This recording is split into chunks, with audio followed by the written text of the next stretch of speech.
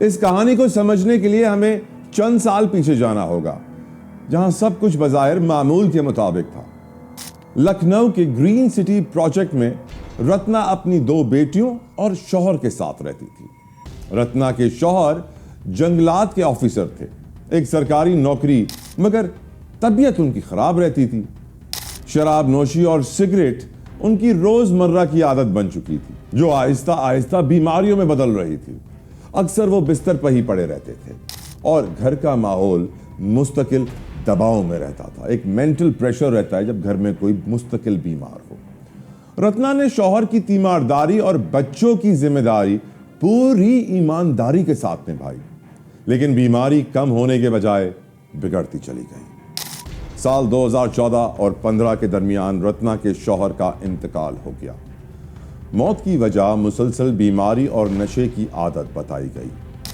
उस दिन के बाद रत्ना की जिंदगी बदल गई। 2 बेटियां, एक खाली घर और एक गहरा जज्बाती खला।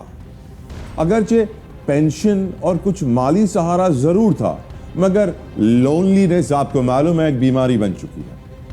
इसी दौरान घर में एक नौजवान आने लगा। उस नौजवान का नाम था सूर्य प्रताप सिंह। सूर्य रत्ना की बेटियों को ट्यूशन पढ़ाने आया था। शुरू में यह ताल्लुक एक टीचर और स्टूडेंट के दरमियान जैसा होना चाहिए वैसा ही था। सूर्य एक नरम मिजाज, समझदार और खामोश नौजवान समझा जाता। वो बच्चों को पढ़ाने के बाद अक्सर कुछ देर बैठ जाया करता।